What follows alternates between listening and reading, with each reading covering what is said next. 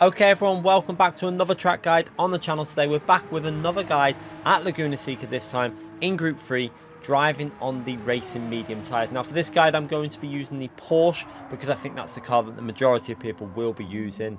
It's got the easier handling model to handle over some of the other cars that you can use. I think the Audi R8 and the NSX are also usable, but yeah, the Porsche is definitely the easier car to get the lap time out of and to use in the race conditions as well.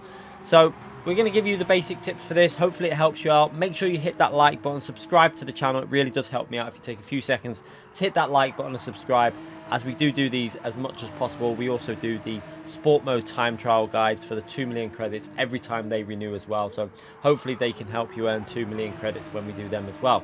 But yeah, this guide is there to help you get a little bit faster, try and start you a little bit further up the grid really, because this combination again is going to be a big sufferer with that dirty air and trying to overtake other cars. So qualify high, get a good result. That's the best way to do this one. So let's start this guide and try and give you as many tips as we can to help you get as high up on that qualifying grid as possible.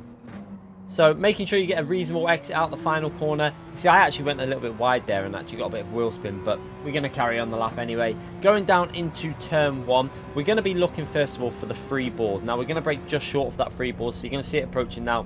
There's the freeboard and we're on the brakes just short of that number freeboard. Now we're going to obviously brake very aggressively here, down through the gears and then into second gear. And we're going to try and get this car into the apex, right into that first apex. You can see turning in, downshift to first gear just as we get onto the apex. That will help rotation. Now I go a little bit deep in here, but we get back up to second gear to square the car off quite nicely. Now what you want to do is you want to try and take quite a tight line through this double apex corner. The more narrow you can get that with getting on the throttle, you can actually gain quite a bit of time.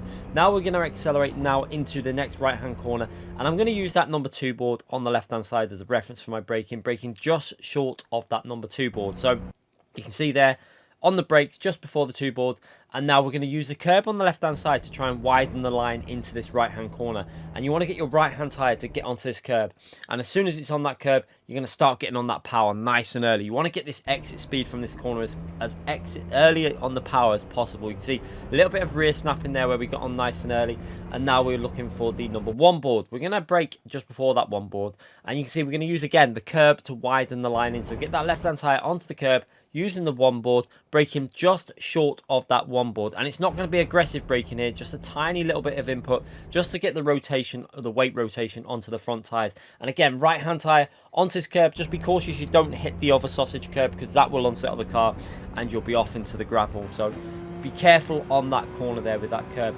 Now we're looking for, again, just braking just past the 3 board and before the 2 board, braking input going in here. And again, you want to get this car rotated into this apex and take quite a narrow line in. So down to second gear, get that left hand tyre onto the curb, and again, as soon as you've got that point of where the car's onto the curb, getting on the power super early. So you can see on the power nice and early, and then powering our way up into this next tricky left hand corner. Now this corner you can do it either in 3rd or 4th gear. I've started to do it in 4th gear in time trial, but for this go here, we're going to brake just short of this number 2 board. You can see there, braking inputs going in, and we're going to chuck it down into 3rd gear and then back up to 4th gear as we're going through the corner. So you can see braking input about 30-40% and then fading off, and then left hand tyre close as you can to that sausage curb without hitting it. And you can see down to 3rd gear, but then straight back up to 4th gear. Now I've been doing that in 4th gear since, and I think it's a bit faster if you can get it right, but you might feel safer doing what I've done there, 3rd into 4th. Now we're going to work our way up into the corkscrew. I'm going to use that number 4 board as a reference. You can see that line across the track there that I've drew, and you can see onto the brakes pretty much dead level with that number 4 board. Now you're going to try and brake in a straight line because the car can get a bit unsettled here, down through the gears, and then just start trail braking into this corner as you're rotating the car to try and get that left hand tyre over the curb. So left hand tyre onto that green bit of Astro if you can, and try and get the middle of the car almost over the edge of the curb there. So onto the power gradually here. You don't want to go 400% throttle. We're just going to feather that throttle in and just wait for the grip to build. So again, you want to take some of the curb off on the exit, and now we're going to get into this corner again. A very tricky corner this. I like to go quite narrow and tight into this apex. Some people go wider. I like to just let the car coast and take quite kind of a narrow line through here. So you can see tiny bit of braking input going in just to try and get the weight onto the front tyres. Left hand tyre is going to skim this curb on the left hand side, and then you can start getting back on that throttle. You can see the throttle inputs going in, and now we're going into this right hand corner, which we're going to use This board on the left hand side, this number 2 board, as a brake reference for this right hand corner. You can see braking input going in just before that number 2 board.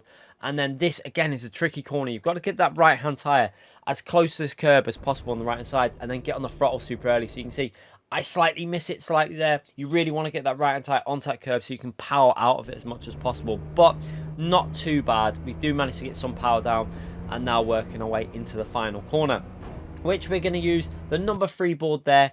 And you can see braking just before that number 3 board. Now, there is 2 ways of doing this final corner. You can do it either first or second gear. I do it in first in this go. You can see here, down to first gear, and you're going to try and get this left-hand tyre into this curb and get on the power as early as you can. However, I found out that doing it in second gear can actually be faster if you get on the power nice and early. So you can see, first gear, left-hand tyre, be careful of the sausage curb, clip the apex, on that power nice and early, and just use the acceleration of first gear and then upshift to second. However, I have started doing that in second gear in time trial, and I think it's a little bit faster if you get it done right.